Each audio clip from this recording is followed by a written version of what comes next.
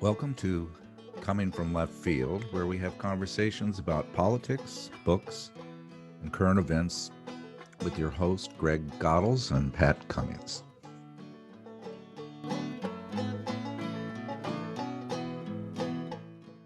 Here are some fun facts. In the U.S., we spend almost half of the entire world's healthcare bill, more than $4 trillion. That's 1/6 of our total economy spent on healthcare. It appears great for providing jobs and ensuring high profits for those offering the services, but does our healthcare system produce good health? Answer? No, nada, negative, not even close.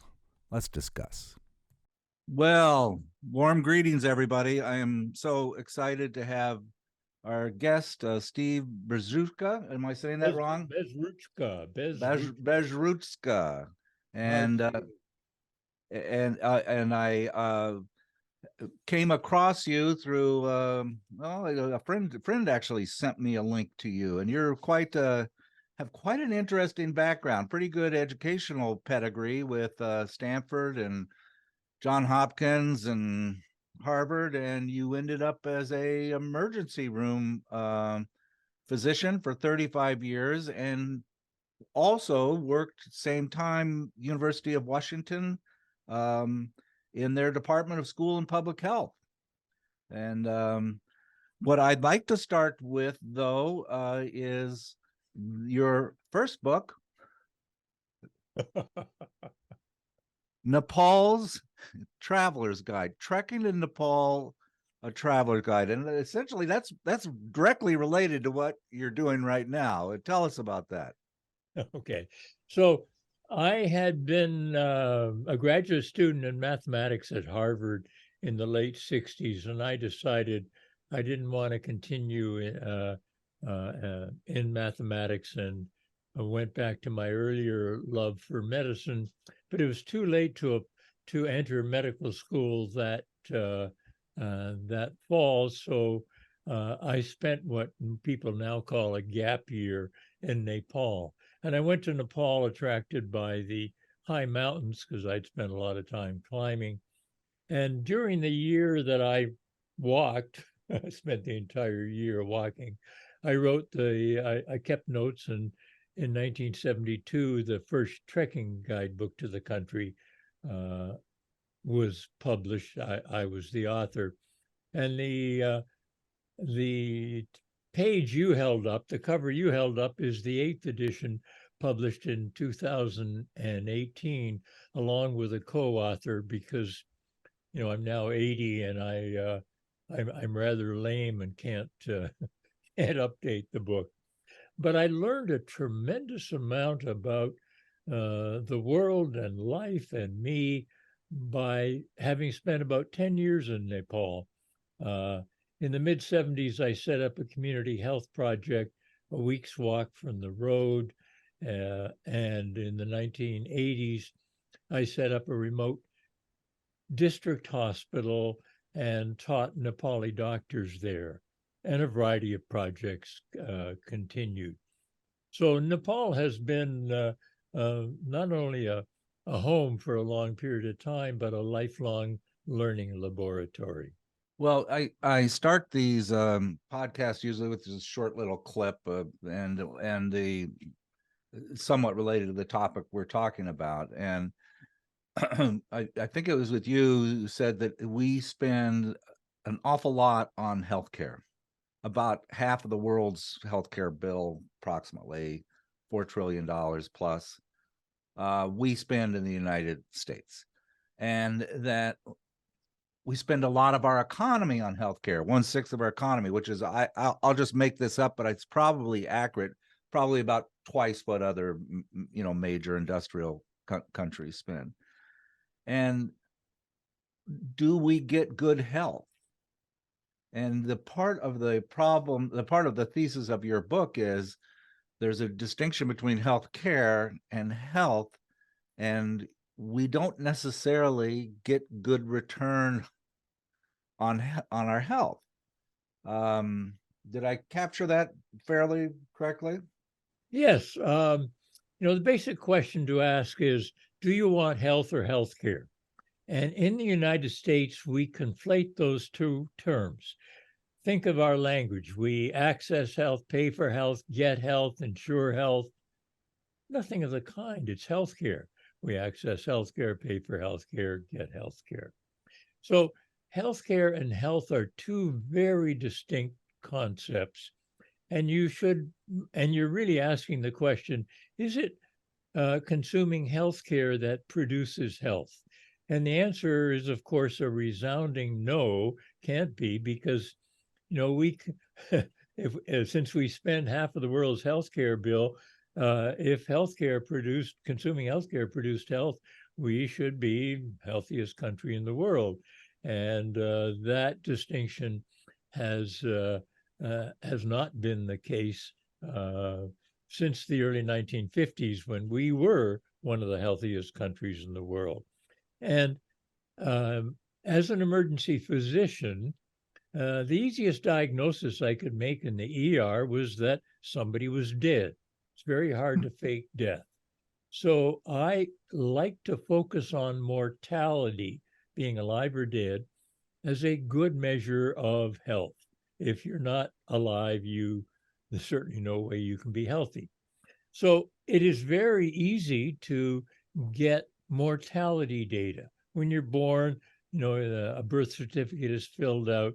And when you died in in my emergency department, I filled out a death certificate. Those get compiled by the state. And so we have very clear records of how long you lived. If you aggregate these data for a state, a country, any sort of population, you can come up with a measure called life expectancy, which represents a statistical term that sort of gauges how long people in the country live. So in our country in 2021, the latest data, life expectancy was 76.1 years. That's pretty good. I mean, gee, a lot of people live to be 76.1. I just turned 80, so I've exceeded that. But how do we know what if that's a good enough outcome? Well, about 20 some odd years ago, I coined the term Health Olympics. We compete in Olympic events, and since they began in the 1920s, we've typically won we won overall the most medals. Typically in the summer games, we win the most medals. Now in the winter games, we sometimes win, we rank 2 or 3. Suppose health were an Olympic event, and the race was how long the country lived, life expectancy. Remember, it's countries that compete in Olympic events, not individuals. So if we tabulate life expectancy for all the countries in the world, for 2021, it turns out there are 43, and we use as a data source the United Nations Human Development Report. In 2021, there were 43 UN countries where people lived longer lives than we in the United States. And the life expectancy gap between us and the longest lived country, Japan, is about 8 years. And does that mean a few more years drooling in a nursing home? What does a 7 or 8 year difference in life expectancy represent? Well, consider our leading disease killer in 2021, heart disease. It'll kill roughly half of the population if death rates continue. Number 2, cancer. Number 3 in 2021 was COVID. Suppose we eradicated those 3 causes of death in the United States and kept the other disease death rates the same, we'd gain about 7.5 life expectancy years, and we'd be close to being the longest lived country in the world, but we still wouldn't have beat Japan. So I argue, and of course, what I've said is supported by all the evidence out there. We are really we have a very compromised health status if the definition of health is being alive. And that gets us to your book. And the book is, there we go, Inequity Kills Us All, COVID-19's Health Lessons in This World. You're referencing the chart that shows the health Olympics, and it's shocking to look at it, how close we are. And the central thesis is of your book, as I understand it, is you're looking for, why is this? I mean, we've got great wealth in our country. We're spending all of this money. Obviously, our universities and technology is quite remarkable. So, what are the features that are contributing to this? And in a nutshell, tell me what there's one word to that. Why do we have such poor health outcomes? Okay. Well, if I just told you the answer, inequality, the first word in the title, people would scratch their head and they say, I mean, what's that got to do with health?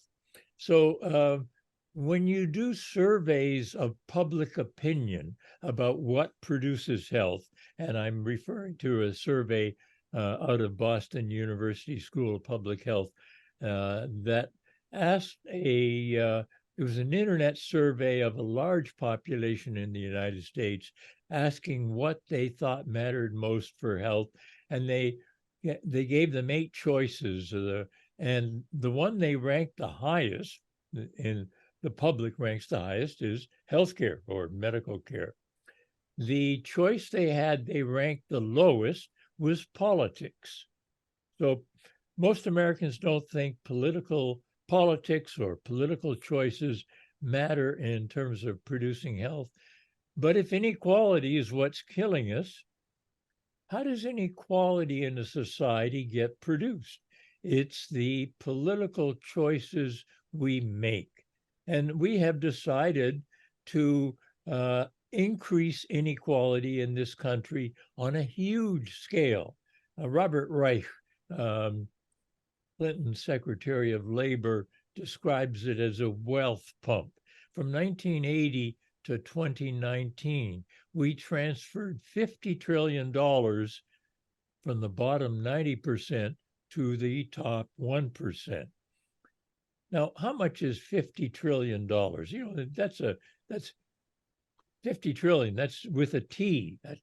And suppose you had a stack of freshly minted $100 bills. It's our biggest currency. And when they're freshly minted, they're not crinkled. So you can stack them one on top of another.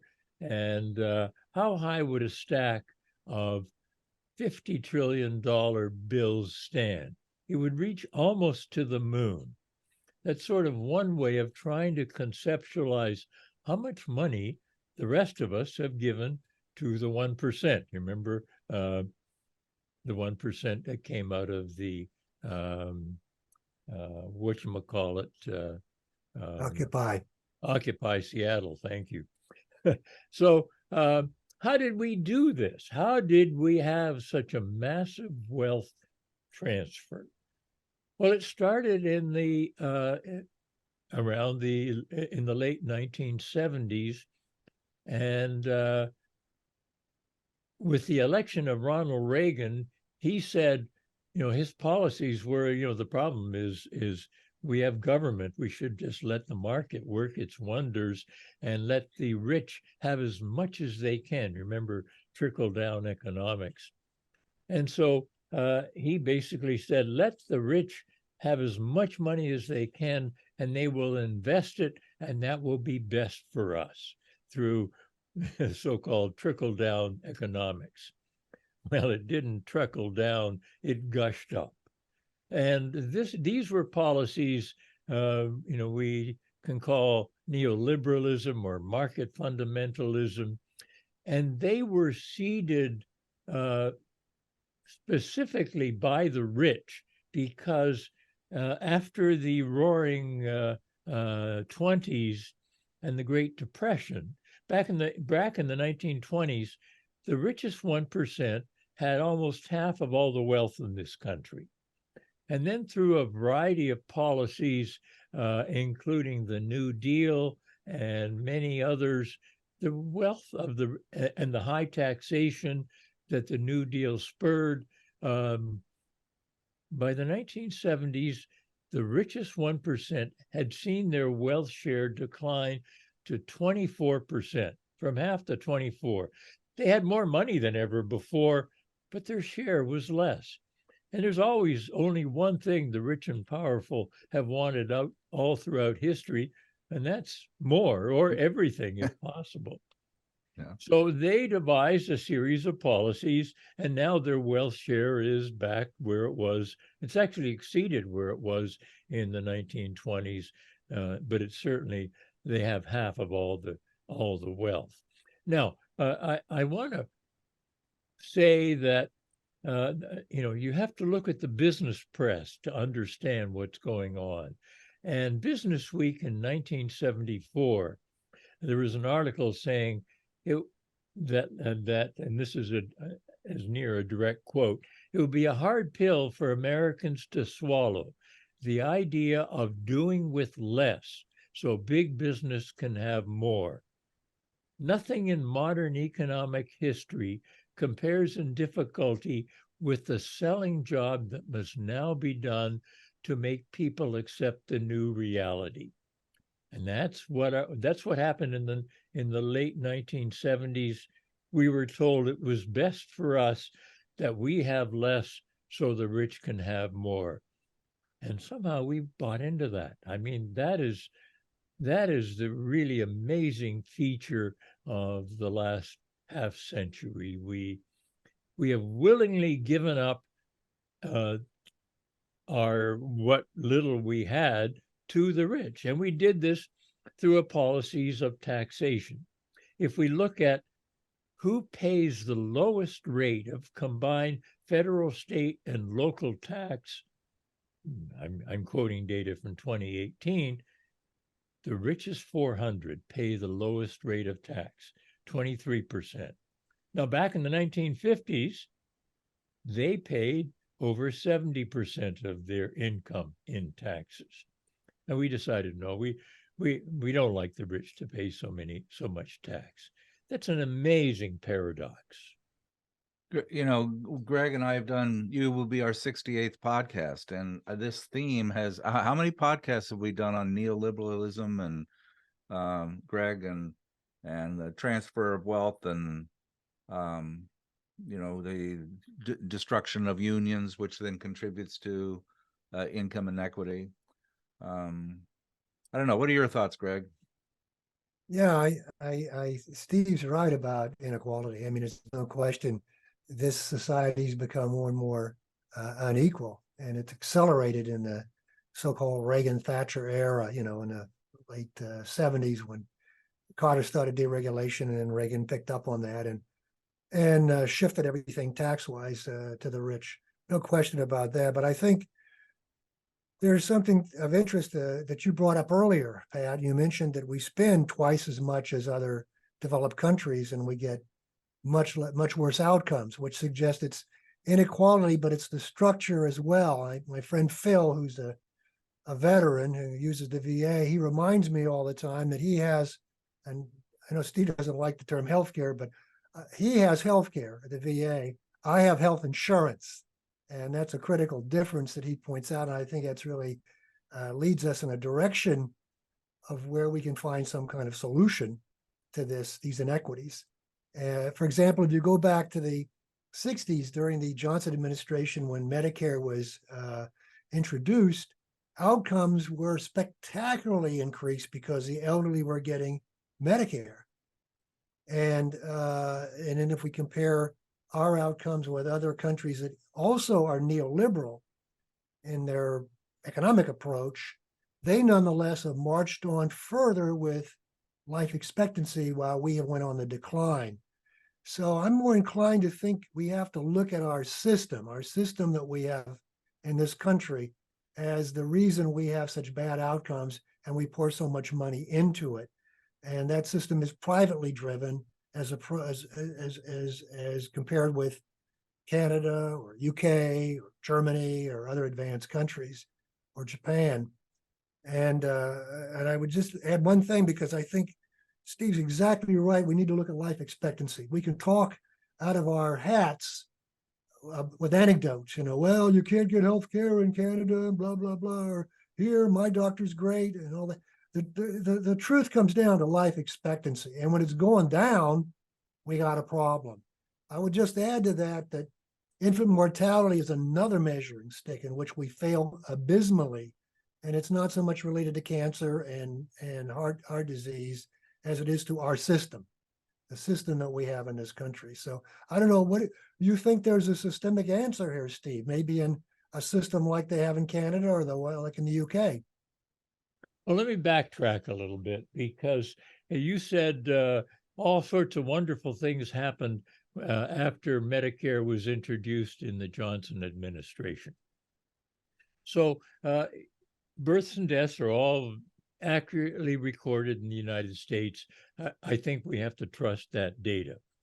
Very good studies showed that for the next 10 years after the introduction of Medicare, that is free healthcare for those 65 or over, you could see no mortality benefits attributed to medical care for the next 10 years. All you saw was a decline in out-of-pocket spending by the elderly. So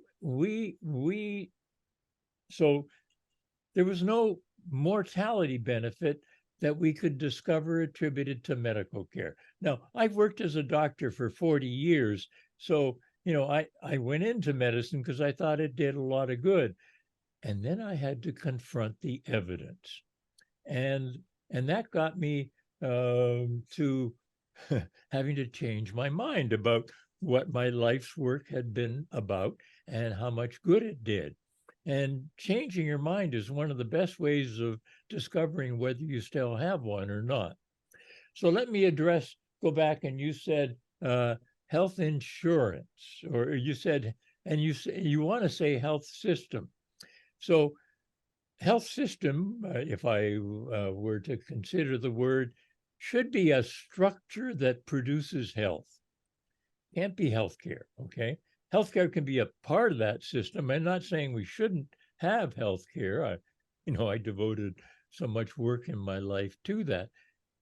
Healthcare, medical care, treats illness and injury, but the lack of medical care is not the cause of illness or injury. And I can present some data that really struck me as astounding, that made me change my mind. One is, what happens when doctors go on strike? And what happens when we stop working? Who's most upset? Can you address that, either one of you? Well, you got Wisconsin just announced that 600 doctors in Wisconsin are unionizing and trying to strike.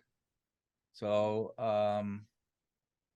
let's see, would it be the insurance companies because they're not getting their receipts, or I don't know. People aren't Greg, making your thoughts? Well, I mean, the only unionized doctors I know of, and I'm sure there are others, but I know of, is in the UK. And when they go on strike, I'm not sure I know what you're driving at, but they get more money, and they're very, very low paid as it is. I mean, they're relatively low paid. Right. So what outcome are you? The striking outcome, who's most bothered by doctors going on strike, are morticians. They have less work to do. I kid you not. I'll show you a review paper. There have been quite a few studies on doctor strikes, not many in this country. It'd be interesting to see what happens in Wisconsin. but I can report on an anesthesiologist strike in Los Angeles quite a few years ago, and death rates went down because surgeries were not done until the strike was over, and then death rates rocketed up because they had to make up for the backlog of surgeries that weren't performed.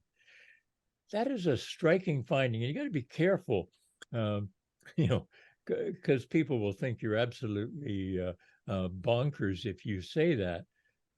But there's just so much evidence that medical care can cause harm, and I personally have been harmed by medical care. I can tell a story about that.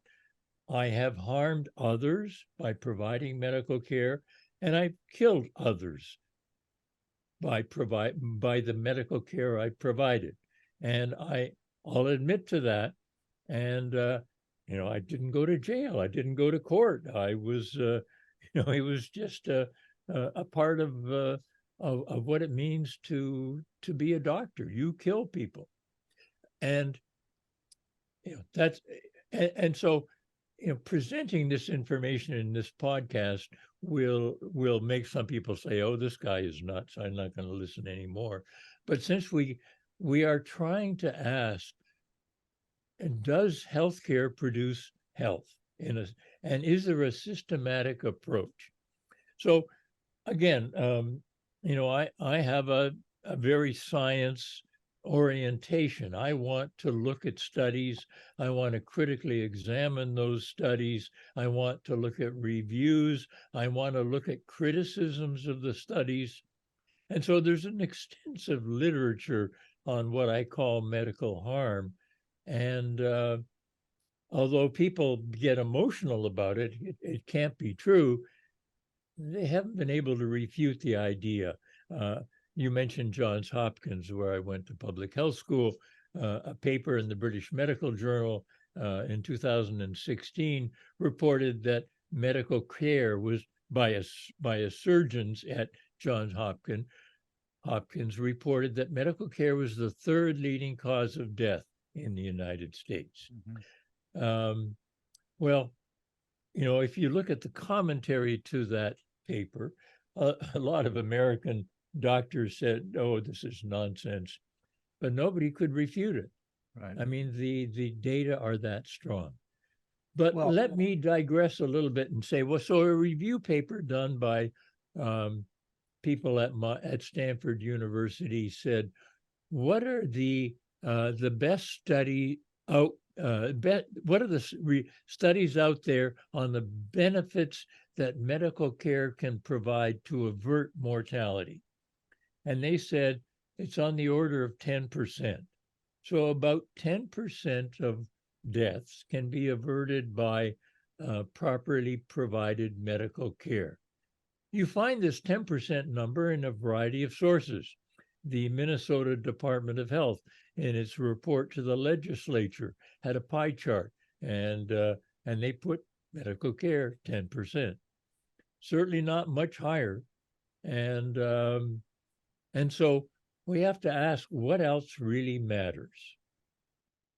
Well, your 10% number. I'm a ex-director of research and evaluation of public school system, and we're always looking at the impact of the teacher. You know, how important is having that? By all measures, it's UW. This is a UW study. At the highest they can come up with is 16% factor. Yeah. So there's all of these other factors that contribute. And now that's not anything. I mean, that's something, but it's not you spend huge amount of money training teachers and in services and so forth. You will maybe get better benefits from a society by pushing the money elsewhere. And here's an article for you, the New York Times article, 3 days ago, New York Times. Unsettling drop in life expectancy for men. The gap of life expectancy between men and women in the United States grew to the widest in 30 years, and driven by COVID, drug overdoses, quality of life features. So that's part of your book suggests that there are huge amounts of wealth, and then you have the inequity between those that have a lot of wealth and those that have less wealth.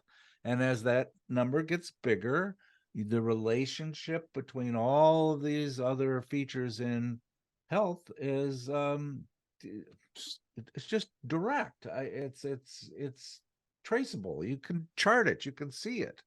How often do you hear people talk about that? I Yeah, don't.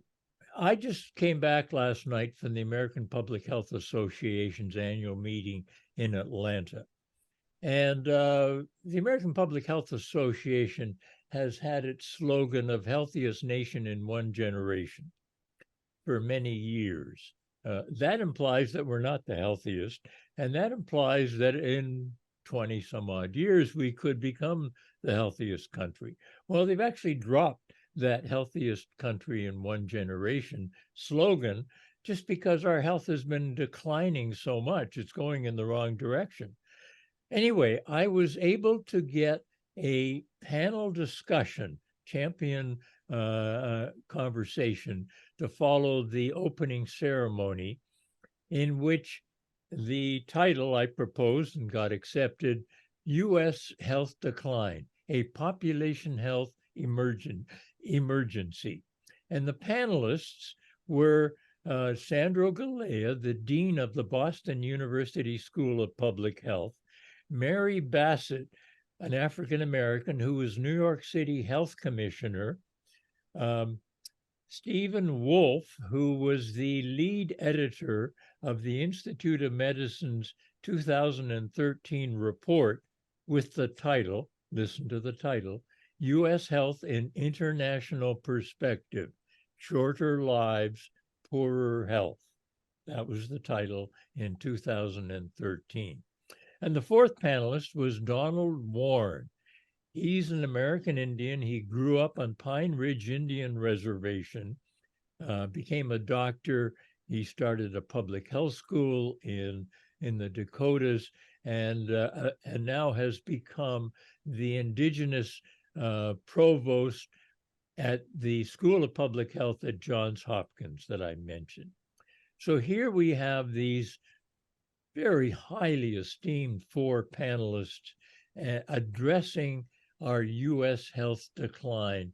And, I could replay a lot of their ideas presented, but everyone agreed that the real reasons were political. Everyone pointed out very affirmatively that medical care had very little to do with that, and that culture and politics mattered most. Went on for 90 minutes. I sort of structured the first 45, and then we had questions from the audience. And I managed to get the session audio and video. I can share the links to you with you for that, and you can hear that. I think the key factors there were that, and this is really important, whether you mention the New York Times article, the series of articles in the Washington Post on October the 3rd, or a whole host of media reports on our poor health status, the fact that we're dead first, the public doesn't seem to get it or care about it. For some reason, being healthy it's a commercial endeavor. We have all of these products and books on how to be healthy, and eat this and you'll be healthy, and go to this exercise regimen. People are focused on that instead of what really matters. And if we use the phrase that Greg suggested, health system, what kind of a system would you put in place in a country to produce good health? Well, Japan is the longest lived country. I mentioned that earlier. When I came across smoking rates of Japanese and Americans, I found that 4 times as many men today smoke in Japan as in the United States. So how can they be the longest lived country and have such a high proportion of smokers? Well, it suggests that personal behaviors, smoking, definitely not a good behavior, don't matter as much as other factors. So what is the system to put in place to have good health without just going around as we do, telling you to not smoke and don't shoot up and lock up your guns at home? I mean, that's our systematic approach, but it clearly doesn't work. What would be a systematic approach to do this? Well, how did Japan become the healthiest country in the world? Remember, we had destroyed Japan at the end of the Second World War. We firebombed Tokyo, only country to ever drop atomic bombs. We destroyed Hiroshima and Nagasaki. Japan's life expectancy at the end of the Second World War was 24 years. What we did, the United States, remember the Allies occupied Japan, we sent the world's greatest population health doctor to Japan, disguised as an Army 5-star general, Douglas MacArthur. What did he do? If you read his memoirs, he said, the Japanese people had been destroyed. I wanted to rebuild their self-esteem. So he set up shop across from the Imperial Palace, and he got a bunch of Americans, and he wrote Japan's constitution by basically cutting and pasting, the equivalent of that then, from other constitutions. And the constitutions had Article 9, which said, you shall never maintain a standing army, you shall never go to war, you'll have to resolve all disputes peacefully. Right now, of course, we're trying to get Japan to arm itself and have a military to serve our interests in the South China Sea, but the Japanese people like not having a military. So demilitarization, Article 9 in the Constitution. The next D, there are 3 Ds in MacArthur's prescription, was democratization. Everybody got the vote in Japan. Labor unions got the right to organize and bargain collectively, put into the Japanese Constitution. And the government in Article 23 was responsible for the health of the population. So they put a clause in the population, Article 23, that the government must do what it needs to maintain a decent and cultured life. It's kind of the language, they wrote it in English and then they translated it into Japanese. The third element was decentralization. Japan was ruled by 13 big family corporations, zaibatsu. And MacArthur, he wrote in his memoirs, you can't have such concentrations of wealth and power and have a democracy. So he broke them up. And so the zaibatsu got broken up into many smaller entities. Also, Japan was a rice farming economy, and 30,000 landowners, kosakunin, owned the land farmed by about 50 million peasants. And again, MacArthur said, you can't have such concentrations of land ownership and have a democracy. So he bought the land from the landowners at a fixed price per acre and sold it to the tenants at that same price and gave them a 30-year interest-free loan to pay off the land. And within a year, 94% of all the land had changed hands, and the Japanese abhor loans. They paid off the loans very quickly.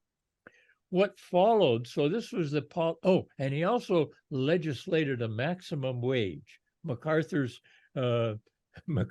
people said no one shall make more than 46,000 yen in Japan in 1946.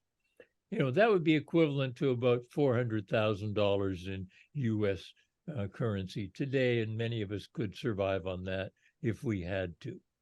So think about it. After these policies were put in place, the most rapid decline in death rates on the planet ever seen happened in Japan. So it's tested policy. It could work here. We could either ask Japan to give us to give us their medicine, give us the medicine we gave them, or we could prescribe it ourselves. Demilitarization, democratization, and decentralization, tested and proven. So these are the kind of policies we would need to become healthy again. I don't think you discussed Cuba in your book much. No. But So well, go ahead.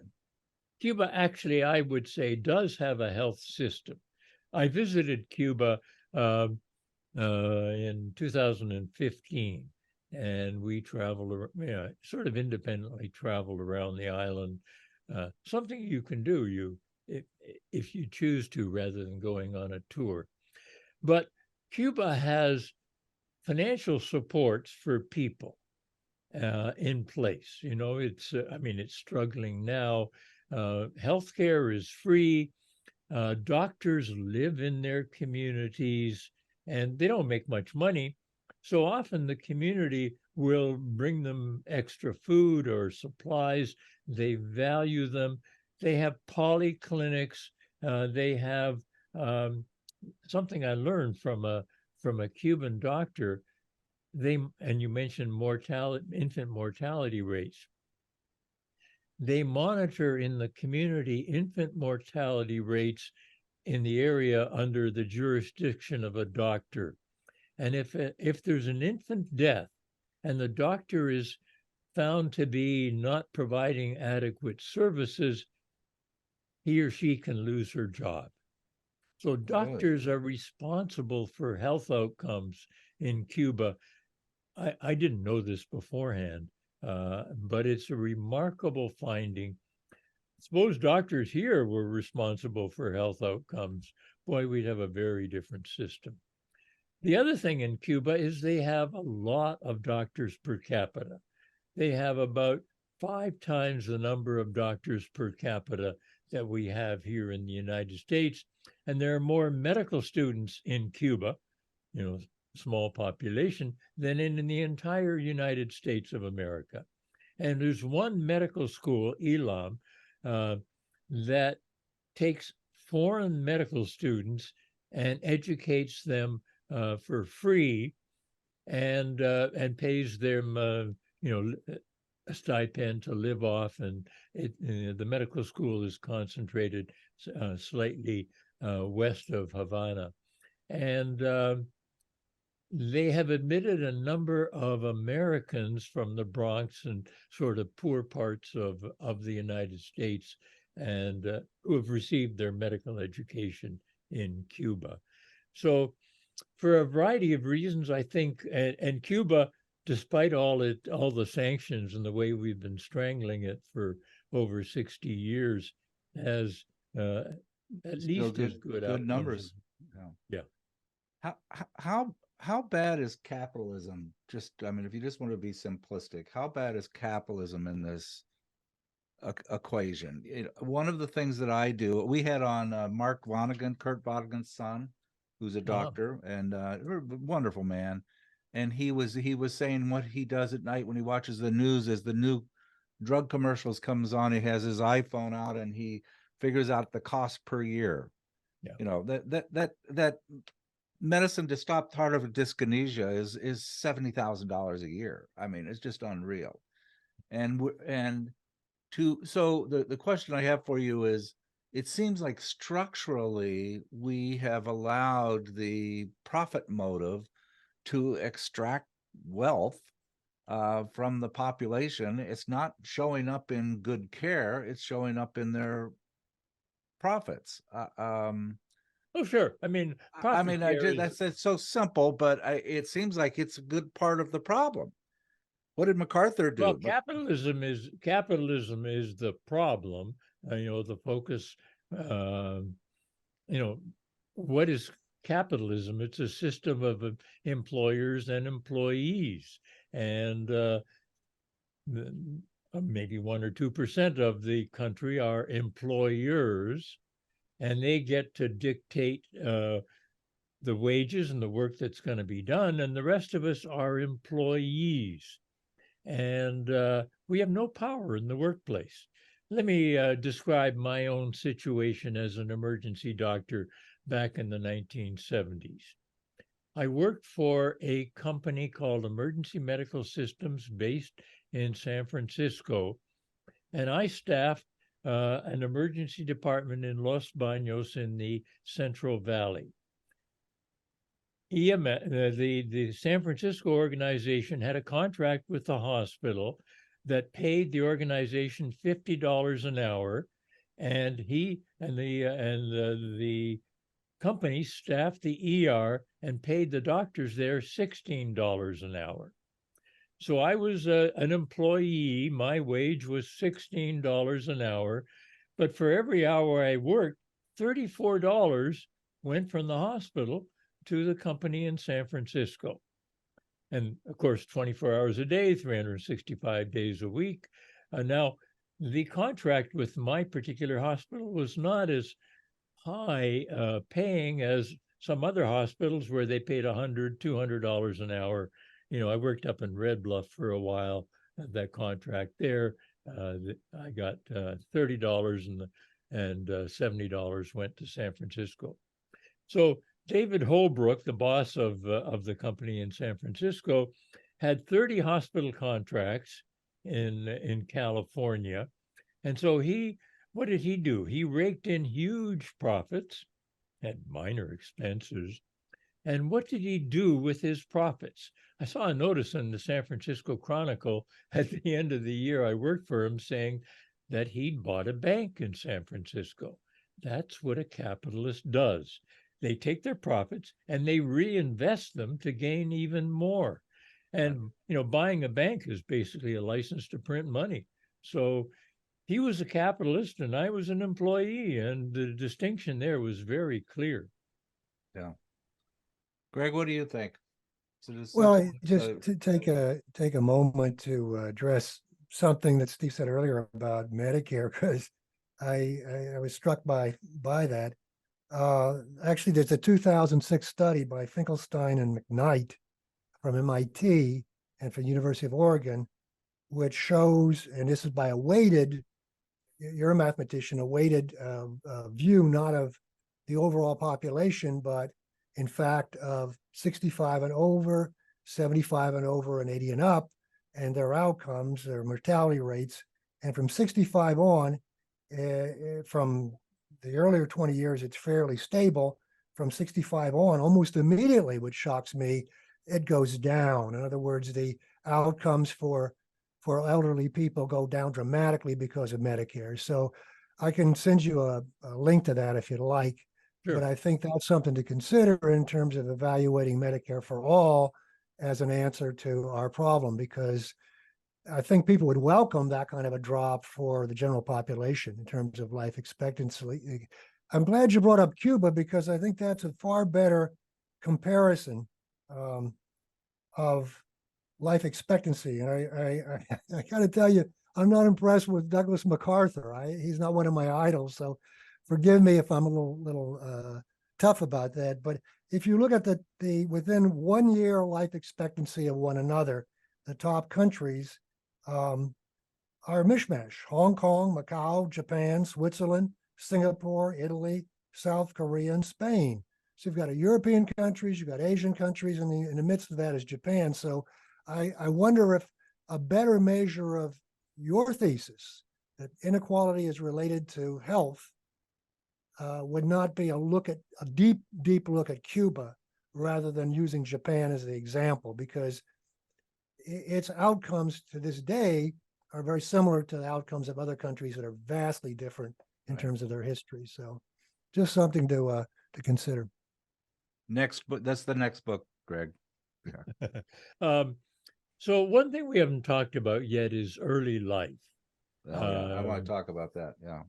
Basically, as we go from the erection to the resurrection, roughly half of our health as adults is programmed between conception and when you're blowing out 2 candles on your 2nd birthday. That's 1,000 days.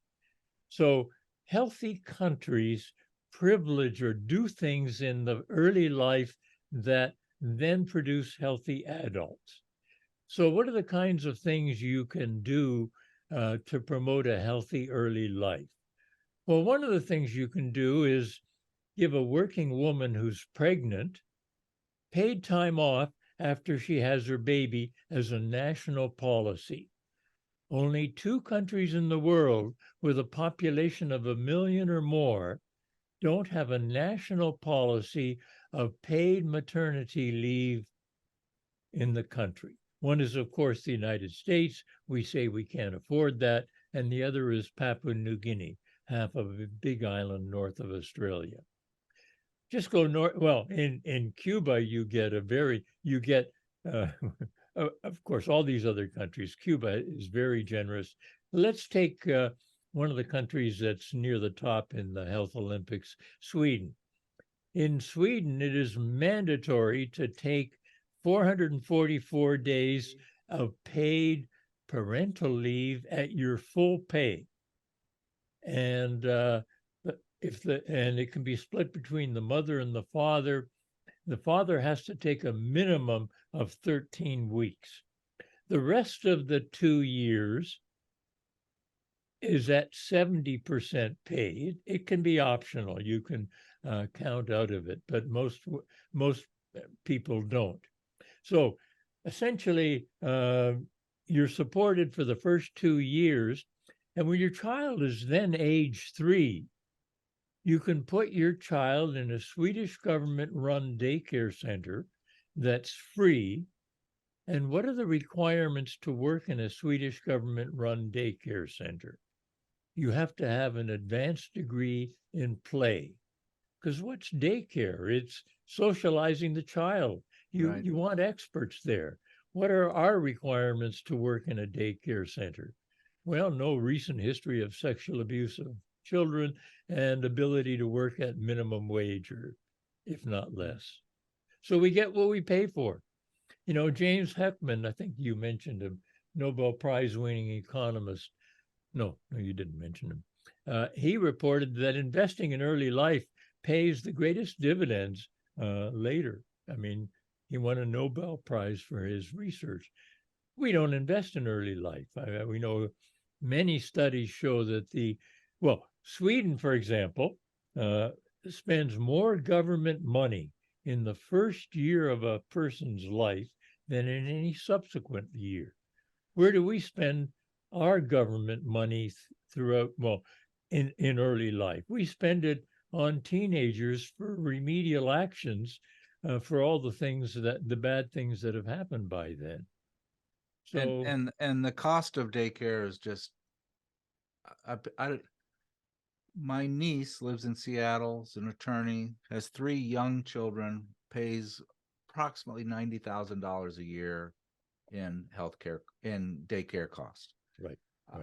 You know, my sister said she pays 30,000, and I said, well, that's a lot. And then she said, no, 30,000 per child. Let me just sort of, unreal. is far away. Sweden's far away. Let's go north up to Canada. It's not very far away. Okay. So Canada has a year's paid leave at 70% pay, and the employer, that's paid from unemployment insurance, the employer often tops it up. A student of mine went to Montreal after he got his PhD, and they had a baby, and daycare in Quebec costs $5 a day. That's unreal. Okay. That's unreal. Yeah, and I think that gets back to this whole premise of the the economic relationship being so important. You have talked about healthcare and longevity be relating to zip codes associated with wealth, and you look at educational outcomes, and that's been one of the the foundational thesis of educational research. Um, I saw there's something in your book that I really liked, page 105. I'll just summarize it. You were talking about why Canadians health, why the Canadian health, and this is a simple story about a set of complex factors that determine the health care for young children. And I just loved how this was placed. It says, why is Jason in the hospital? Because he had a bad infection on his leg. Well, why did he have why did it get cut playing? Well, because he was playing next to a junkyard in his apartment. Well, why was he playing in a junkyard? Because it's a poor part of the town and they don't have good playgrounds. And why does he live in that neighborhood? Well, because his parents can't afford a nicer place to live. Why can't they form a nicer place to live? Because dad's unemployed and mom's sick. It goes on and on and on. So you have a simple thing like you seeing a child in the emergency room with a problem, and it's the whole sequence of things that got that child to the problem, to that emergency room. The other thing that is so important in your book is the issue of stress. And what's the drug what's the hormone that they take? Cortisol in your growing hair shaft. Yes. Cortisol. So essentially, you can catalog the degree of stress of a mother, the degree of stress of a child, the degree of stress of a human being. It's archived through their hair samples. And the relationship between these environments that have high stress and these parents with high stress in pregnancy, it's just amazing how important that is to the general health of our society and our children. I don't see many people talking about that. I don't know. What do you think? Yeah, I sort of say stress is the 21st century tobacco. We don't smoke much in this country, but we are one of the most highly stressed countries in the world. And so how do we deal with that stress? Well, in a variety of very dysfunctional ways. Take mass shootings. They used to be headlines, but now they're so routine. Studies show that mass shootings are much more likely to occur where there's high income inequality and the presence of great wealth. So people get stressed out by that. And, we have 140 firearms for every 100 people. So they, they take them out and do a shoot about. And that's as a result of the stress in this country. I also want to go back and why is Jason in the hospital? You know where that occurs, that sequence of events? It's on a Canadian government public health website. So I ask my students to see if there's anything like that on any U.S. government website. And of course, there isn't. Speaking of stress, you mentioned in the book, I had never heard of this, but air rage syndrome, that literally people going bonkers on airplanes is something that they study as a phenomenon. And it's either people, I hate to fly, people are stressed, they drink too much.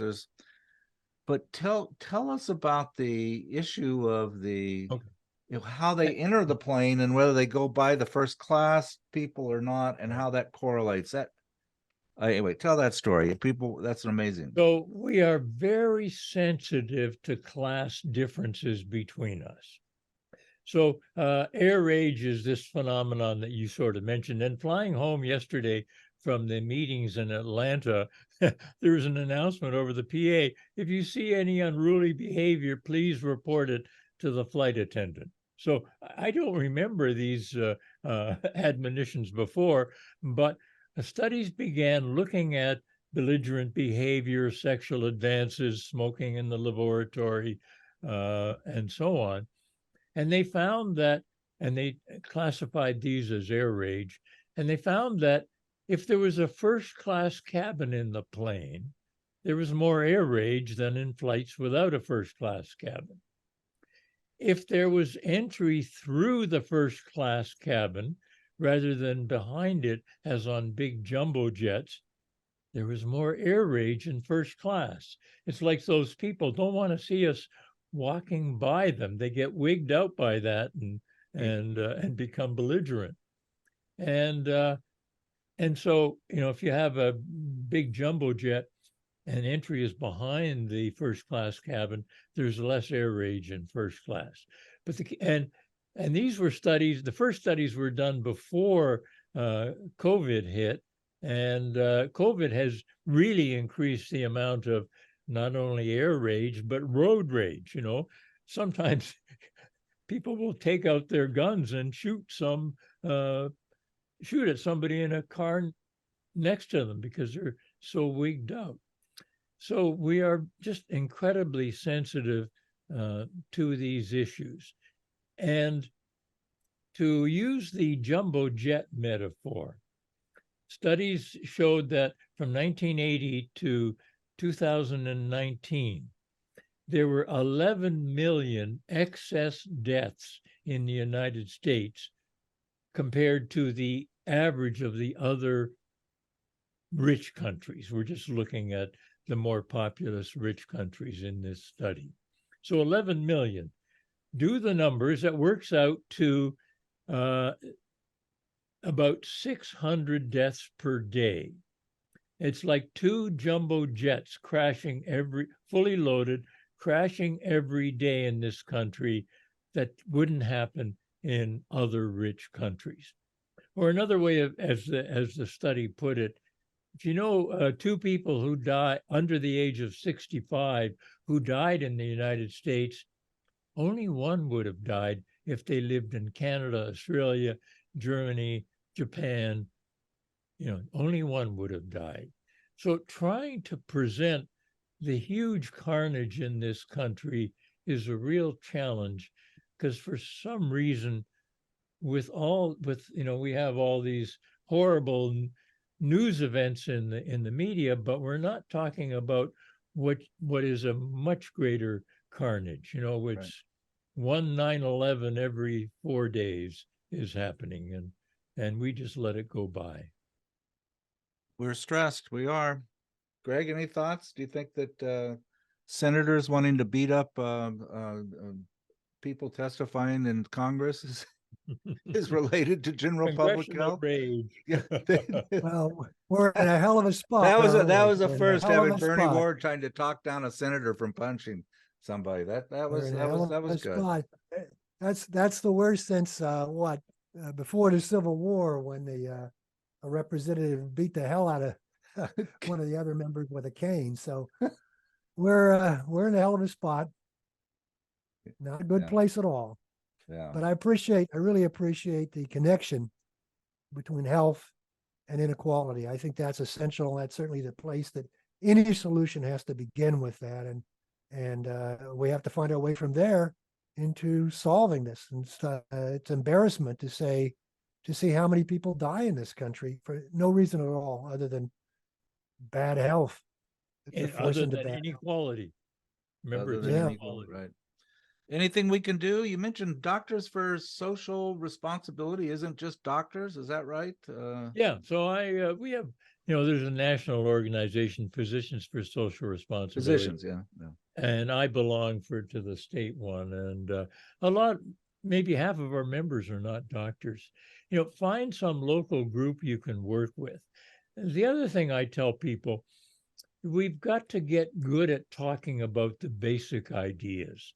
So I continue teaching at the University of Washington, and I make my students develop an elevator speech that addresses the core ideas in the courses.